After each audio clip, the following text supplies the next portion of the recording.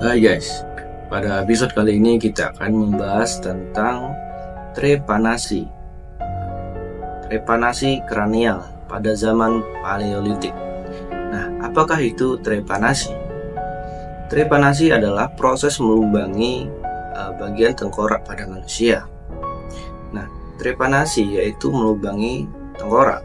Dikatakan telah dialami lebih banyak orang pada zaman prasejarah dibandingkan pada abad ke-17. Nah, bagaimana hal itu bisa terjadi?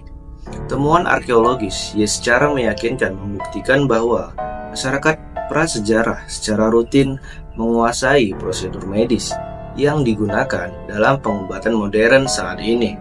Mereka juga mengetahui obat-obatan dan peralatan yang efektif. Namun, semua ini seharusnya tidak ada dalam budaya primitif.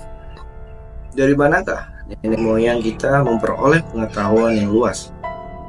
Apakah mereka menerimanya dari para dewa yang datang dari surga? Proses dari trepanasi itu adalah pasien dibaringkan, dilapisi rumput dan bulu dan menatap dokter itu yang sedang menyiapkan peralatan batu yang tampak menyeramkan. Pasien mencekram semua anggota tubuhnya dengan erat dan dokter itu sendiri duduk di belakang kepalanya. Operasi bedah saraf tertua dalam sejarah manusia pun dimulai.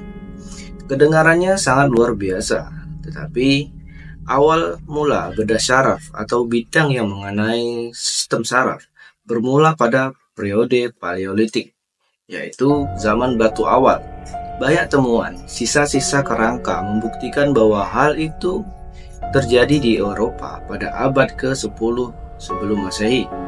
Dia melakukan banyak trepanasi tengkorak atau menusuk dan membuat lubang di tengkorak. Beberapa lusin tengkorak yang menunjukkan tanda-tanda operasi pembukaan juga ditemukan di wilayah itu.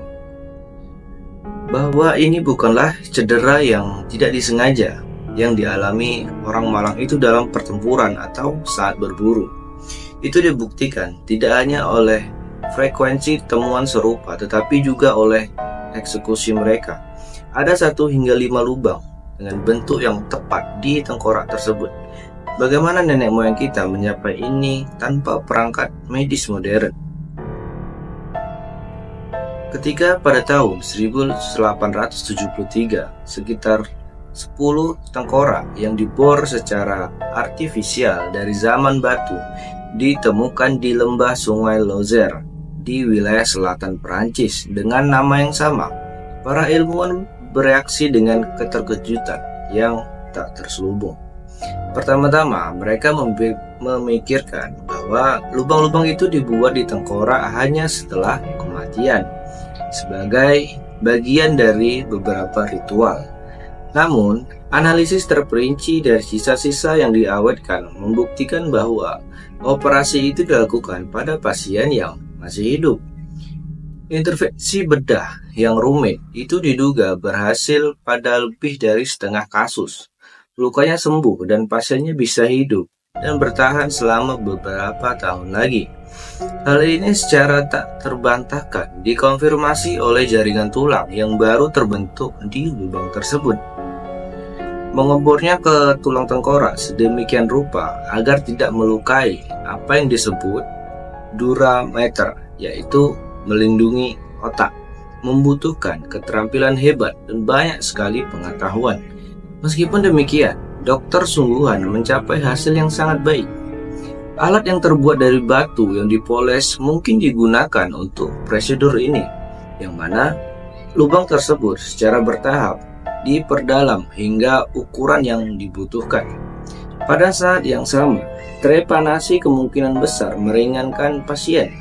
Apakah nenek moyang kita tahu bagaimana otak manusia bekerja dan bagaimana cara mengobatinya? Seni trepanasi dikenal di seluruh dunia pada zaman dahulu. Bagaimana mungkin orang tidak meninggal selama operasi yang sangat berat ini? Bahkan pada abad pertengahan, trepanasi digunakan untuk mengobati sakit kepala, epilepsi, dan beberapa penyakit mental.